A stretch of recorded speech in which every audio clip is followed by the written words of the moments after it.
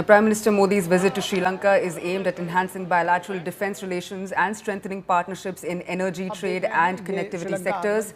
The leaders are expected to finalise a significant defence cooperation agreement following recent discussions between Prime Minister Modi and President Dissanayake. Prime Minister Modi had earlier, before departing for the two-nation journey, had said that we will have the opportunity to review progress made on the joint vision of fostering partnerships for a shared future and provide further guidance to realise our shared objectives. Now, this joint vision was established during the Sri Lankan President's New Delhi visit 3 months ago.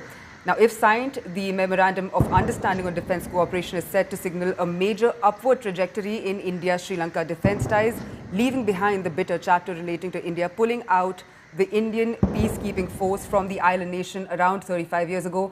China's growing military influence in Sri Lanka could be seen as another reason for India's renewed efforts to strengthen ties with Colombo.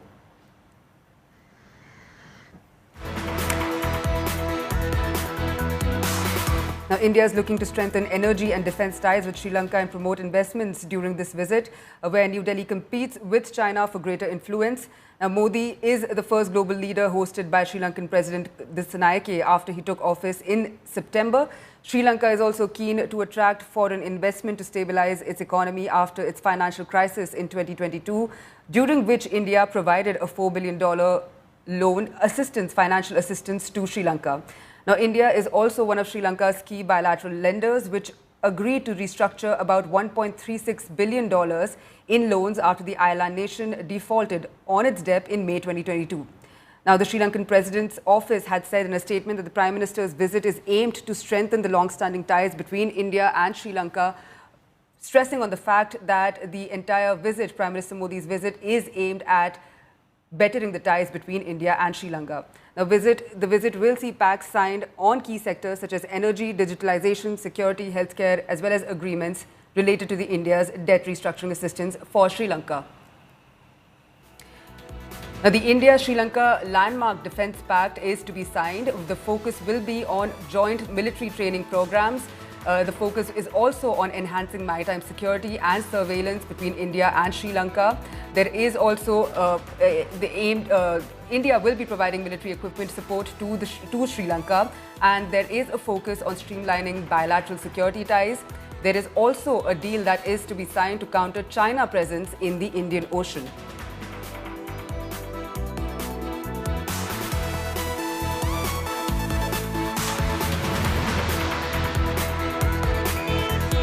My colleague Geeta Mohan is joining me live on the broadcast with more details.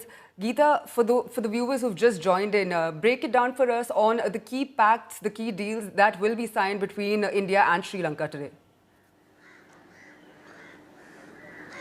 Well, I'm right across where the meetings are going to take place, the President's Secretariat. We're not allowed to go live from the venue is the reason why we've stepped out, because Prime Minister Narendra Modi is going to be there in just a bit from now, and so is President Dissanayake. They are going to hold restricted level meetings in about 15 minutes from now.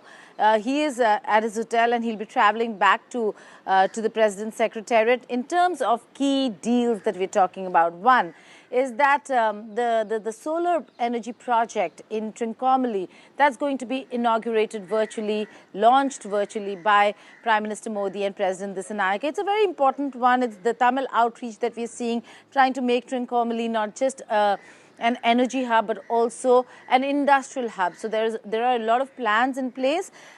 It is going to twin what Sri Lanka also is doing with China. So there is always going to be that competition in Sri Lanka when it comes to India and China.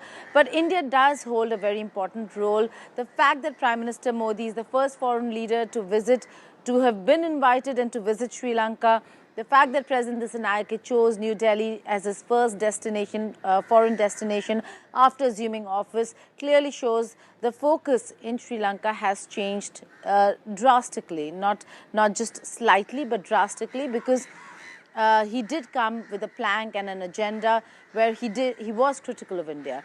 But when you come to power in Sri Lanka and you see that the first responder, the assistance, aid, debt restructuring, assistance in repayment of debt. All that is done by India, not China. You make those change and shift in policy. And that shift has been quite evident and visible with this administration as well.